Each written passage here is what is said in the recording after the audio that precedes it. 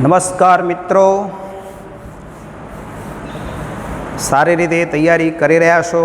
ટેસ્ટની અંદર પ્રકરણ 8નો આપણે ગઈકાલે ટેસ્ટ લીધો.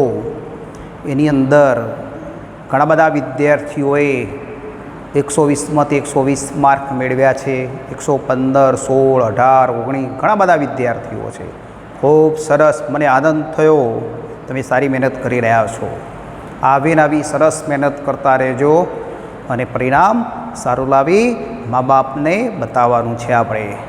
તો હવે આપણે પહેલો પાઠ ભણી રહ્યા છીએ. એ પહેલાં થોડીક વાત કરું.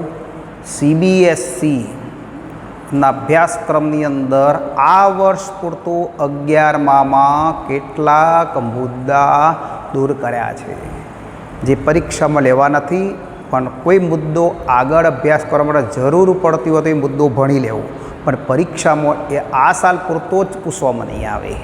2020-21ના વર્ષ પૂરતો પૂછવાનો નથી. બરાબર? તો હવે આપણે પ્રકરણ 1ની અંદર જોઈશું. આની અંદર જ એક મુદ્દો છે કે જે ભણવાના પહેલા પાઠમાં જ છે. બરાબર?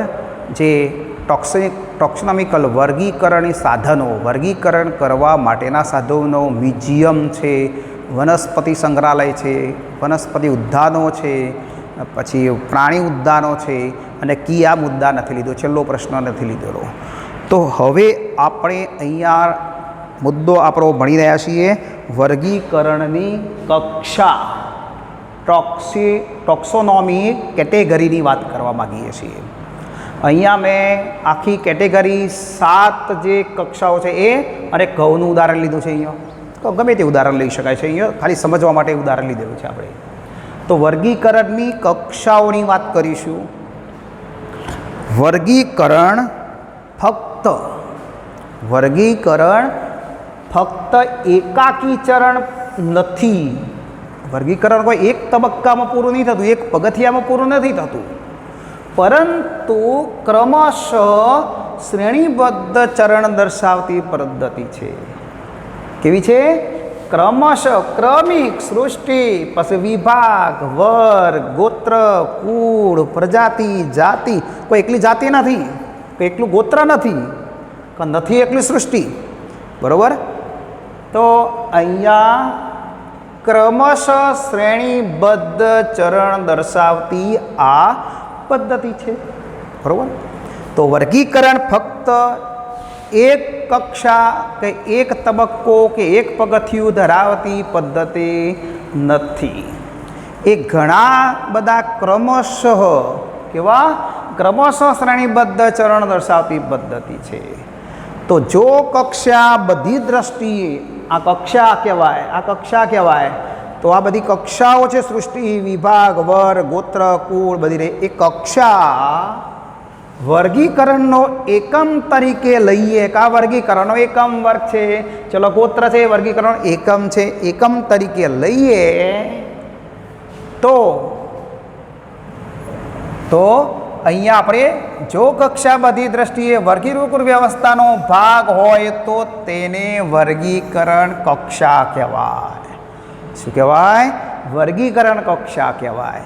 અને આ વર્ગીકરણ કક્ષા સૃષ્ટિ કહેવાય, વિભાગ છે એ વર્ગીકરણ કક્ષા કહેવાય, વર્ગ છે એ વર્ગીકરણ કક્ષા કહેવાય, ગોત્ર છે એ વર્ગીકરણ કક્ષા કહેવાય, કુળ છે એ પણ વર્ગીકરણ કક્ષા કહેવાય, પ્રજાતિ છે એ પણ વર્ગીકરણ કક્ષા, અને જાતિ છે એ પણ વર્ગીકરણ. આ બધી કક્ષાઓ ભેગી મળી એક વર્ગીકરણની શ્રેણી રચે છે. શું રચે છે?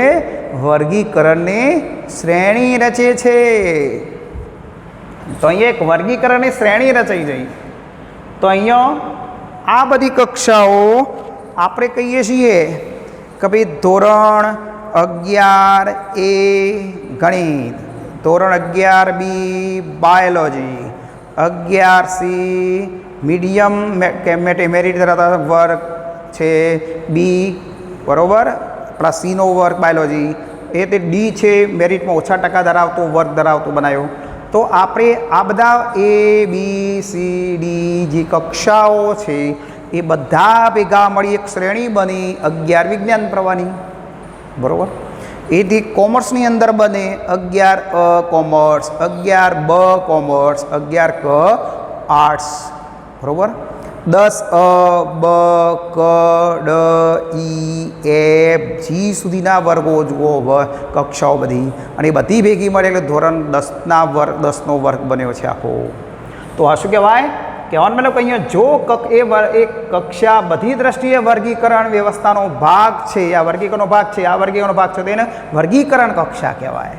અને એ બધી કક્ષાઓ ભેગી મળી અને એક શું બનાવી દીધું? શ્રેણી રચી છે. આખી શું બની છે? શ્રેણી રચે છે. એને ટેક્સોનોમિક હિયરચી તરીકે ઓળખીશું આપણે.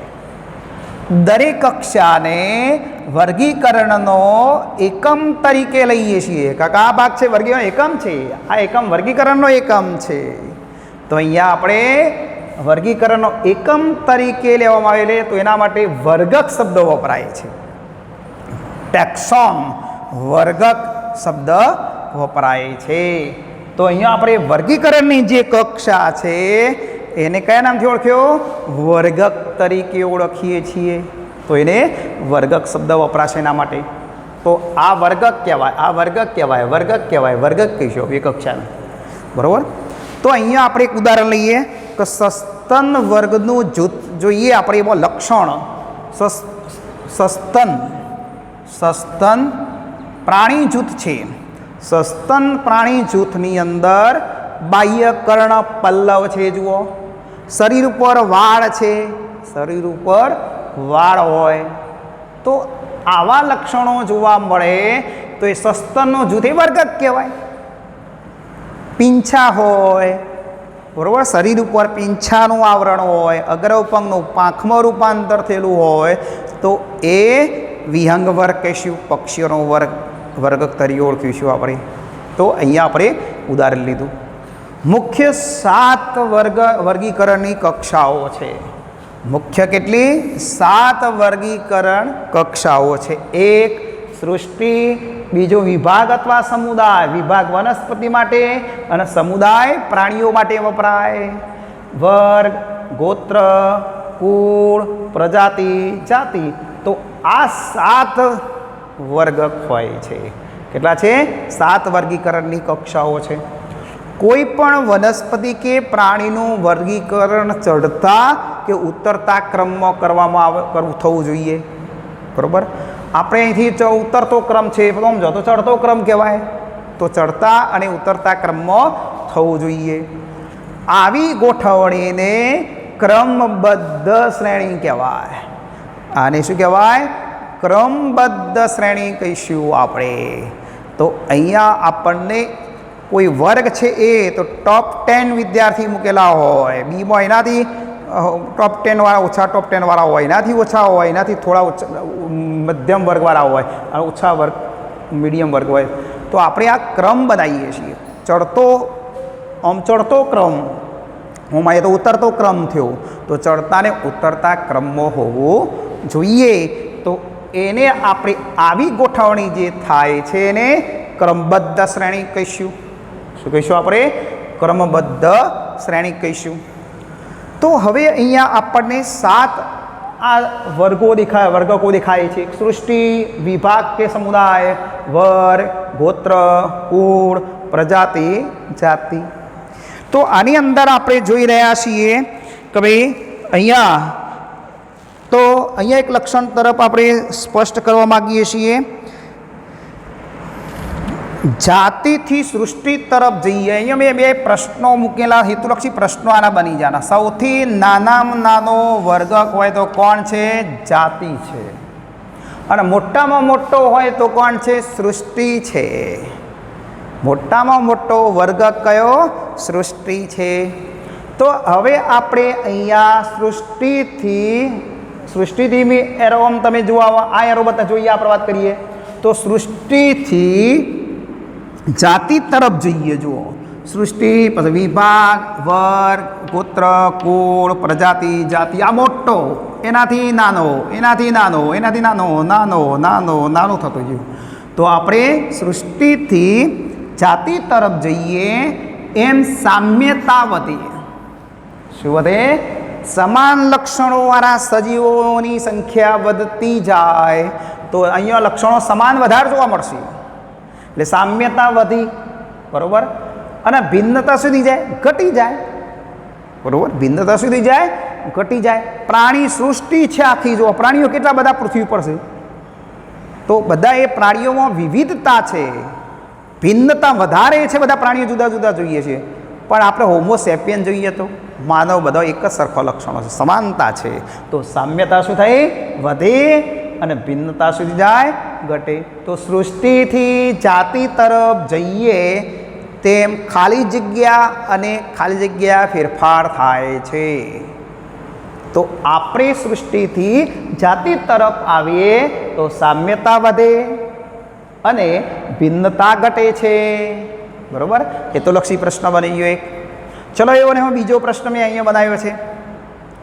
જાતિથી તમે જાતિ સમાન લક્ષણો હોય, સમાન લક્ષણો ભેગા પ્રજાતિ બનવાની, પ્રજાતિવાળા ભેગા થઈને કુળ બન્યું, કુળ ભેગા થઈને બધા ગોત્ર બન્યા, બધો ગોત્રો ભેગો થયો એટલે વર્ગ બન્યો, બધા વર્ગો ભેગા થયા એટલે વિભાગ કે સમુદાય બન્યો, અને સમુદાયો બધા ભેગા થયા એટલે સૃષ્ટિ બને, બરોબર. તો બોલો મોટો વિભાગ બન્યો, નાના ઘટકો બધા ભેગા થયા મોટો બન્યો છે. તો આપણે જાતિથી સૃષ્ટિ તરફ જઈએ, જાતિથી સૃષ્ટિ તરફ જઈએ, બરોબર, જાતિથી સૃષ્ટિ તરફ જઈએ તો સામ્યતા શું થાય? ઘટે. અહીંયા સામ્યતા વધારે હતી, બીજી જાતિ આવી, ત્રીજી જાતિ આવી એટલે પ્રજાતિ બની, પ્રજાતિઓ બધી ભેગી થઈ એટલે લક્ષણો તો જુદો જુદો બધા ભેગો થવા મળ્યો, એટલે આપણે સામ્યતા ઘટી અને ભિન્નતા શું થાય? વધે. અહીંયા ભિન્નતા વધારે હોય સૃષ્ટિમાં. તો સૃષ્ટિ પર જોઈએ છે કે વનસ્પતિઓ કેટલી બધી છે, તો ભિન્નતા વધારે છે. પ્રાણીઓ કેટલા બધા છે, તો પણ ભિન્નતા વધારે છે, બરાબર. તો આ એક બે પ્રશ્નો થઈ ગયા, ચાર પ્રશ્નો બની જાય. તો સૃષ્ટિની જાતિ તરફ આવીએ તો સામ્યતા ડેશ ડેશ કરીએ તો વધે છે, એમ કે ભિન્નતા તો ઘટે છે. એવી રીતે અહીંયા કે જાતિથી તમે સૃષ્ટિ તરફ જઈએ તેમ ખાલી જગ્યા ઘટે તો સામ્યતા ઘટે. શું વધે? તો ભિન્નતા વધે. બોલો ક્લિયર? 7 વિભાગો આપણા વર્ગો કોની વાત કરીએ રહીએ, બરાબર. તો અહીંયા ઉદાહરણ તરીકે ઘઉંનું વર્ગીકરણ જો આપીશું આપણે જોઈએ. જુઓ, ઘઉં ભાખરી રોટલી તો ખાઈએ છીએ ને, તો ઘઉં જુઓ, ઘઉંનું વર્ગીકરણ આવડવું જોઈએ ને આપણને. આપણે ખાઈએ છીએ રોટલી પણ ઘઉંનું વર્ગીકરણ ના આવડતું હોય. સૃષ્ટિ વનસ્પતિ, બરાબર. વિભાગ આવૃત બીજધારી, વર્ગ એકદળી, ગોત્ર પોએલ્સ, કુળ પોએસી, પ્રજાતિ ટ્રિટિકમ, જાતિ એસ્ટિવમ. તો ઘઉંનું વૈજ્ઞાનિક નામ કયું થાય? ઘઉંનું વૈજ્ઞાનિક નામ પૂછવામાં આવે તો ટ્રિટિકમ એસ્ટિવમ. પ્રથમ નામ પ્રજાતિ, બીજું જાતિ. લિનિયસે આપી તો દ્વિનામી નામકરણ પદ્ધતિ. બોલો ફાઇન, આવડી જાય? ફાઇન, સરસ મારા વાલા રાજા બાળકો, સરસ રીતે ભણો દીકરા દીકરીઓ, બરાબર. Okay, fine. ચલો જોઈએ આગે. તો અહીંયા જાતિ આવું વર્ગકોમાં પહેલી જાતિની વાત કરતા નીચેથી ઉપર જઈએ છીએ આપણે. પહેલાં વર્ગીકરણનો નાનામાં નાનો અને પાયાનો એકમ હોય તો જાતિ છે. જો કોઈ જાતિ જ ના આવ્યું હોય તો સૃષ્ટિ કદી ના બને. એટલે પહેલી જાતિની આપણે વાત કરીએ. સ્પેસીસ, કોની વાત કરીશું? સ્પેસીસની વાત કરીશું, જાતિની વાત કરવી છે મારે, બરાબર. તો જાતિ શું છે એની વ્યાખ્યા સુધા એના ઉદાહરણની વાત કરીએ થોડી. તો જાતિ કોને કહેવાય? તો વધુમાં વધુ લક્ષણોમાં સામ્યતા ધરાવતા હોય, વધુ ને વધુ લક્ષણો સમાન જ હોય. આપણે જોઈએ છીએ કે માનવ હોમો સેપિયન્સ તો બધા માનવમાં જો લક્ષણો બધામાં એક સરખો છે. કબૂતર બધા જુઓ તો કબૂતરમાં લક્ષણો એક સરખા છે. ઓબાના વૃક્ષો બધા જો તો ઓબાના લક્ષણો બધા સમાન છે ને. તો માનવમાં જુઓ હોમો સેપિયન્સમાં લક્ષણો સમાન જોઈએ છીએ, બરાબર. કે ઓબા ઉપર ઓબાના છોડનું જુઓ તો બધા લક્ષણો એક સરખા છે, બરાબર. તો ગુલાબ જુઓ તો ગુલાબની અંદર લક્ષણો બધા એક સરખા છે. તો આ બધા વધુમાં વધુ લક્ષણોમાં સામ્યતા ધરાવતા હોય. અને આંતરપ્રજનન કરે. માનવની અંદર પ્રજનન કરે, કૂતરોની અંદર પ્રજનન કરે, કબૂતરની અંદર પ્રજનન કરે, ઓબાની અંદર પુષ્પ પર પરાગરજની પડે. તો શું છે? આંતરપ્રજનન કરી પ્રજનનક્ષમ સંતતિ સર્જે. પછી જે સંતતિ ઉત્પન્ન થાય પ્રજનન કરી શકે એવી હોય. વંધ્ય હોવી જોઈએ નહીં. તો આંતર પ્રજનન કરી પ્રજનનક્ષમ સંતતિ સર્જવાની ક્ષમતા ધરાવતી વ્યક્તિઓના સજીવ સમૂહને શું કહેવાય? જાતિ. એ વ્યક્તિઓનો સમૂહ છે એને જાતિ કહેવાય. તો વધુને વધુ લક્ષણોમાં સામ્યતા ધરાવતા હોય અને આંતર પ્રજનન કરી પ્રજનનક્ષમ સંતતિ ઉત્પન્ન કરવાની ક્ષમતા ધરાવતો વ્યક્તિઓનો સમૂહ છે એને આપણે જાતિ તરીકે ઓળખવામાં આવે છે. આ જાતિની વ્યાખ્યા આપણે જોઈએ છીએ. તો અહીંયા આ જાતિ જે રહી એ વર્ગીકરણનો નાનામાં નાનો પાયાનો એકમ છે. કેવો છે? પાયાનો એકમ છે. આ પાયાનો એકમ છે, બરાબર. તો આ જાતિને, એક જાતિને બીજી જાતિથી કઈ રીતે અલગ તારવશો તમે? તો બાહ્ય લક્ષણોના તફાવતને આધારે બહારથી લક્ષણો, કબૂતરનું જુઓ તમે, કોલુમ્બાલિવિયા, હોમોસેપિયન્સ, પેરીપ્લેનેટા અમેરિકાના વંદો જુઓ. તો બોલો, બાહ્ય લક્ષણો પરથી આપણે જુદા તારીએ છીએ. વંદો અલગ છે, કબૂતર અલગ છે, બરાબર, માનવ અલગ છે. પેન્થેરાલિયો સિંહ જુઓ તો સિંહ આપણાથી અલગ પડે છે. તો બાહ્ય લક્ષણોથી આપણે ઓળખી જઈએ છીએ. તો બાહ્ય લક્ષણોના તફાવતને આધારે કોઈ એક જાતિ બીજી ખૂબ જ સામ્ય ધરાવતી જાતિથી અલગ પડે છે. પેન્થેરા લિયો સિંહ, પેન્થેરા ટાઇગ્રીસ વાઘ. પ્રજાતિ એક જ છે, જાતિ અલગ પડે. પણ બે નજીકની જાતિઓ છે. જુઓ, વાઘ અને સિંહ બાહ્ય લક્ષણો પરથી અલગ કરીએ છીએ, બરાબર. તો એ ધરાવતી જાતિથી અલગ પડે છે. મેન્જીફેરા ઇન્ડિકા, મેન્જીફેરા ઇન્ડિકા કેરીનું વૈજ્ઞાનિક છે. ઓબાનું આપણે કહીએ છીએ કેરીનું વૈજ્ઞાનિક નામ. પેન્થેરા લિયો સિંહ છે. સોલેનમ ટિબ્રોજમ બટાટાનું વૈજ્ઞાનિક નામ આપણે વાત કરી હતી, બરાબર. સોલેનમ ટિબ્રોજમની વાત કરી હતી. તો અહીંયા હોમોસેપિયન્સ, જીયામીજ મકાઈ, આ બધા કોના છે? આપણા. એમાં જાતિ કોણ છે? પ્રથમ નામ પ્રજાતિ હોય તો બીજું કયું હોય? જાતિ. ઇન્ડિકા, લિયો જુઓ, જાતિ, બરાબર. તો આ બધી જાતિ છે, બરાબર. તો અહીંયા જ્યારે આગળના ભાગ શબ્દ છે એ પેન્થેરા કોણ છે? પ્રજાતિ. મેન્જીફેરા કોણ છે? પ્રજાતિ. હોમો કોણ છે? પ્રજાતિ છે, બરાબર. તો અહીંયા આપણે દરેક પ્રજાતિ એક અથવા એક કરતો વધુ ઉપનામોમાંનું અલગ સજીવ માટે રજૂ કરી શકાય છે. તો આપણે હવે એક વાત, આ બધા જાતિ સૂચવે છે. ઇન્ડિકા, લિયો, સેપિયન્સ, બરાબર, ટિબ્રોજમ, આ બધા શું છે? જાતિ સૂચવે છે આપણી પાસે રહે, બરાબર. તો જાતિની વાત કરશે રહે. હવે એક બીજી વાત કરવી છે અહીંયા મારે. દરેક પ્રજાતિ એક કે એક કરતાં વધુ જાતિઓ ધરાવી શકે છે, બરાબર. દરેક પ્રજાતિ એક કે એક કરતો વધુ જાતિ, પ્રજાતિ એક જ હોય પણ જાતિ અલગ પડતી હોય, તો એની મારે વાત કરવી છે. ઉદાહરણ લઈએ આપણે, બરાબર. ચલો, આટલા સુધી મારા વાલા વિદ્યાર્થીઓ ઓકે, સરસ, સમજ પડી જઈ, બરાબર.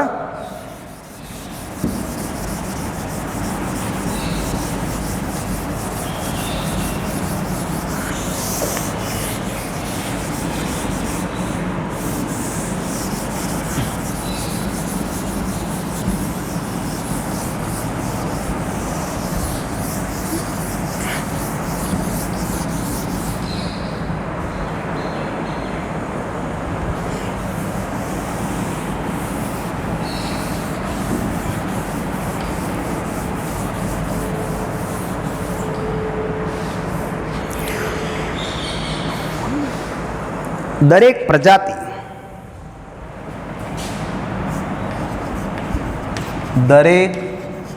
પ્રજાતિ એક કરતાં વધુ, એક કે એક કરતાં વધુ જાતિઓ ધરાવે છે. જાતિ ધરાવે છે. ઉદાહરણ તરીકે આપણે લઈએ, બરાબર.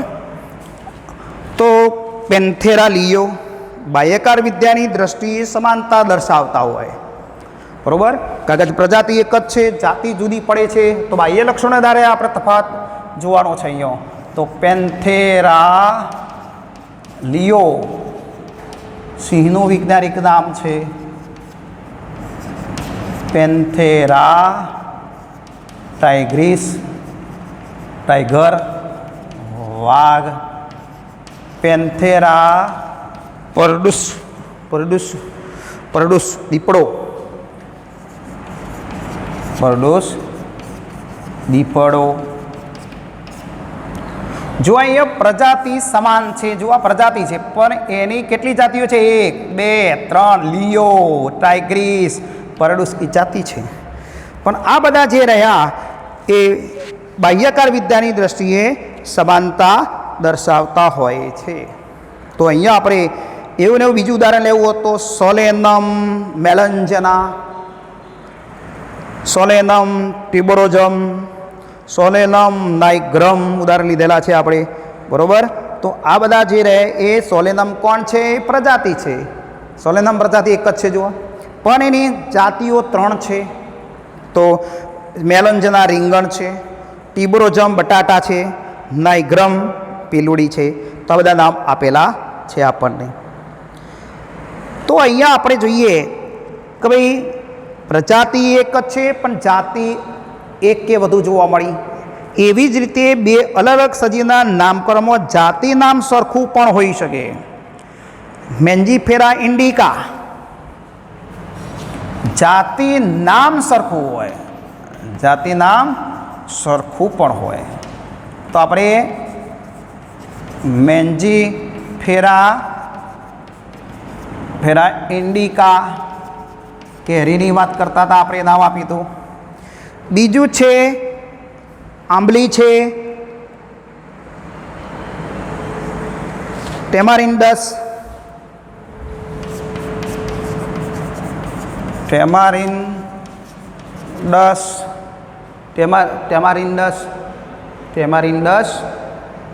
ઇન્ડિકા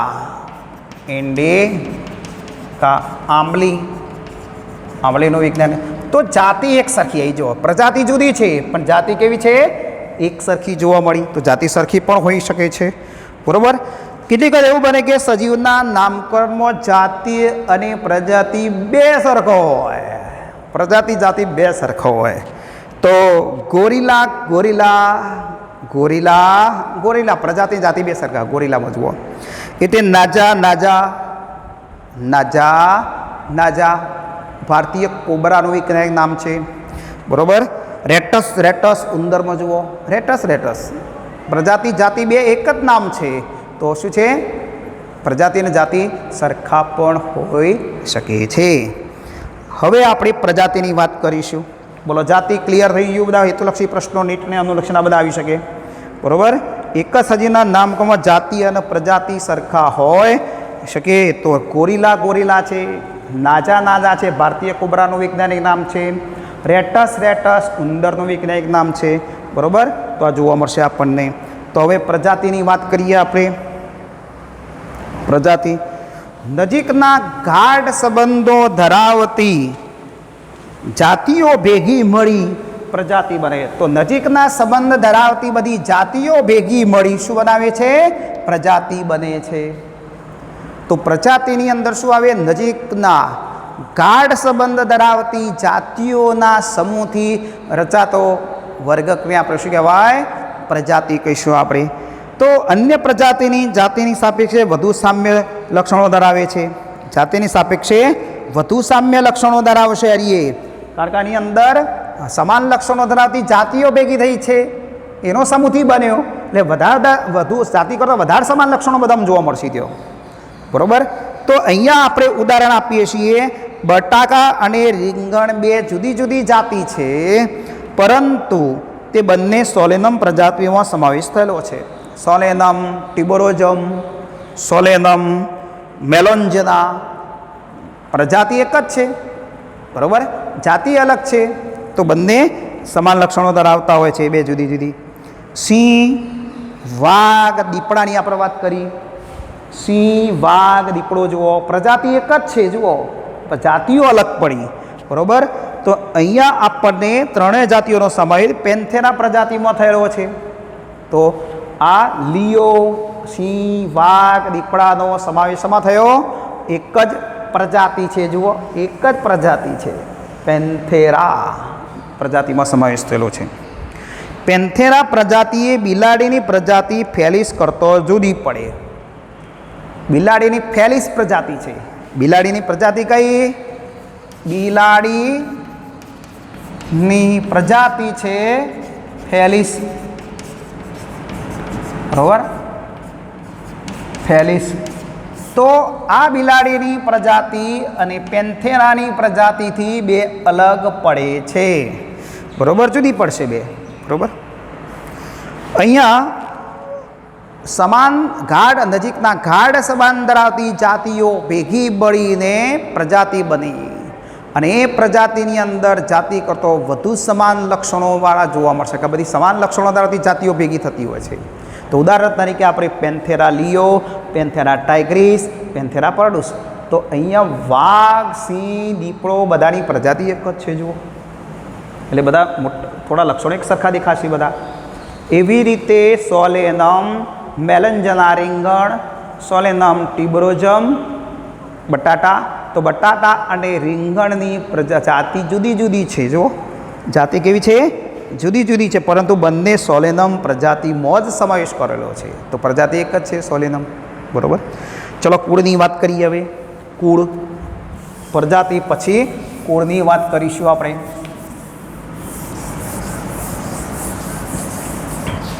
તો અહીંયા પ્રજાતિ પછી કુળ આવે છે. ત્રીજા નંબર કુળની વાત કરીએ. કુળ એ પ્રજાતિ અને જાતિની સાપેક્ષમાં ઓછી સમાનતા દર્શાવે. હવે વિવિધ પ્રજાતિઓ ભેગી થવાની અહીંયા. તો સામાન્ય પૂર્વ ધરાવતી જાતિઓના સમૂહને પ્રજાતિ કીધું, પણ ગાઢ સંબંધ ધરાવતી પ્રજાતિઓના બધી પ્રજાતિઓના સમૂહથી કુળ બને છે. તો એક પ્રજાતિ આવે, સોલેનમની આવે, પેન્થેરાની આવે. બરાબર, આ હોમોસેપિયન. તો પ્રજાતિઓ તો જુદી જુદી આવી, એટલે આવું શું થશે? ભિન્નતા વધવા મળશે, સમાનતા ઓછી થવા મળશે. બરાબર, એટલે અહીંયા સંબંધિત પ્રજાતિઓ ભેગી મળી કુળની રચના કરે છે. હવે અહીંયા આપણે જોઈએ કે ભાઈ ઓછી સમાનતા ઓછી હોય પણ ભિન્નતા ધીમે ધીમે શું થશે? વધવા મળવાની. આવું કારણ કે વિવિધ પ્રજાતિઓ અહીંયા ભેગી થતી હોય છે. તો અહીંયા આપણે વાનસ્પતિક અને પ્રાજનિક એમ બંને લક્ષણોના આધારે વર્ગીકૃત કરવામાં આવે છે. વાનસ્પતિક અને પ્રજનનને આધારે અહીંયા એને વર્ણન કરવામાં આવતું હોય છે. તો અહીંયા આપણે જોઈએ કે ભાઈ વનસ્પતિ માટે સોલેનમ, પિટુનિયા, દતુરામ 3 ભિન્ન પ્રજાતિ સોલેનેસી કુળમાં મૂકેલી છે. તો ઉદાહરણ તરીકે સોલેનમ કુળની અંદર જોઈએ આપણે. બરાબર, તો કુળની અંદર વાત કરીએ ફેમિલી સોલેનમ.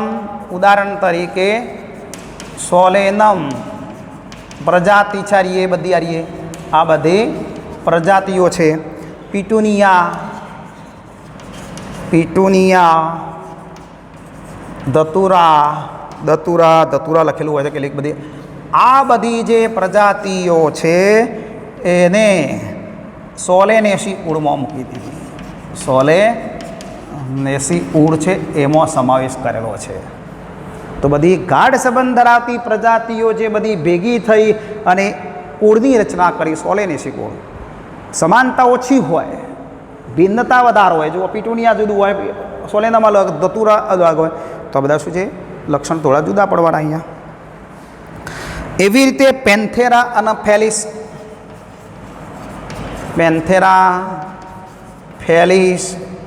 આ પ્રજાતિ છે અને એ પ્રજાતિનું કુળ ફેલિડી કુળ આવે. કયું કુળ આવે? ફેલિડી કુળમાં મૂકેલા છે એને. બરાબર, ફેલિડી કુળમાં મૂકવામાં આવે છે. તો કૂતરાની કુળ કયું છે? કેનિડી કુળ છે. કેનિડી કુળ છે. અને બિલાડીનું કુળ કયું છે? બોલો, બિલાડી ફેલિસ છે તો કઈ આવે? ફેલિડી કુળ આવે. ફેલિડી કુળ આવે. બરાબર, તો કૂતરાને કયા કુળમાં મૂકવામાં આવેલો છે? કેનિડી કુળ. અને બિલાડીને ફેલિડી કુળમાં મૂકવામાં આવેલા છે. બરાબર, તો આ કુળની વાત થઈ. આ કુળની પ્રજાતિઓ ભેગી મળીને કુળ બનાવે છે, એનું ઉદાહરણ આપણે જોયા. બરાબર. હવે આપણે જોઈએ કુળ ભેગા મળીને કોની રચના કરશે? ગોત્ર બને છે. જુઓ તો ગોત્રની વાત કરીએ હવે. બરાબર. તો ગોત્રની વાત કરીશું. ગોત્ર, તો અહીંયા ગોત્રની વાત કરીશું આપણે. બરાબર. સમાન લક્ષણ ધરાવતા કુળો ભેગા મળી ગોત્રની રચના કરે. કોણ ભેગા થયા? સમાન લક્ષણો કુળ બધા ભેગા થયા એટલે કોની રચના થઈ? કુળ ભેગા થઈ કોની રચના કરી? ગોત્ર બને છે. સમાનતા ઓછી છે, ભિન્નતા વધવાની. ભિન્નતા શું થશે? વધશે. તો અહીંયા આપણે સમાન લક્ષણો ઓછી સંખ્યામાં હોય. બરાબર. તો અહીંયા શ્રેણી, વર્ગ, સમુદાય લક્ષણોના સમૂહને આધારે ઓળખાય છે. તો અહીંયા ઉદાહરણ આપણને આપ્યું છે એનું ઉદાહરણ જોઈએ આપણે. બરાબર. તો અહીંયા આપણે કુળની વાત કરીએ. ગોત્ર, કુળની વાત થઈ, ગોત્રની વાત કરીશું હવે. ગોત્ર, તો અહીંયા ગોત્ર કોને કહેવાય? સમાન લક્ષણો ધરાવતા કુળો ભેગા મળી ગોત્ર રચાય છે. સમાનતા ઓછી હોય, ભિન્નતા વધે. જુઓ ભિન્નતા કોમ જઈ રહ્યા છીએ આપણે એટલે ભિન્નતા સામ્યતા ઘટે છે, ભિન્નતા વધવા મળી છે. તો ઉદાહરણ આપી છે અહીંયા. જુઓ એનું ઉદાહરણ આપી છે. ઉદાહરણ તરીકે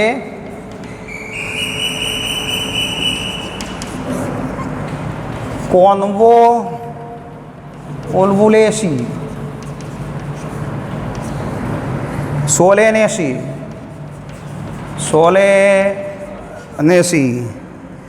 આ બધા જે કુળ છે એ કુળ પુષ્પીય લક્ષણોને આધારે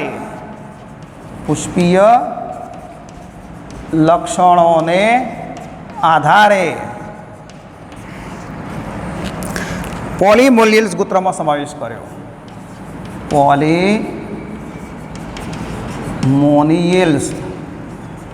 મોનિયલ્સ આ ગોત્ર છે, ગોત્રમાં સમાવેશ કરી દીધો.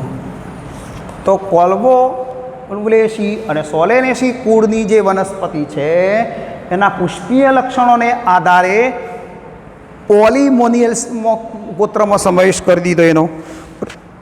બીજું એક ઉદાહરણ છે ફેલિડી અને કેનિડી. કૂતરાનું કેનિડી, બિલાડીનું ફેલિડી. બરાબર. આ બે કુળો ભેગા મળી બરાબર કોર્નિવોરા ગોત્ર બન્યું. ગોત્ર કઈ બન્યું? કોર્નિવોરા ગોત્ર બની ગયું. તો કુળો ભેગા મળ્યા છે અને ગોત્ર રચાય છે. આ કુળો બે ભેગા મળ્યા છે અને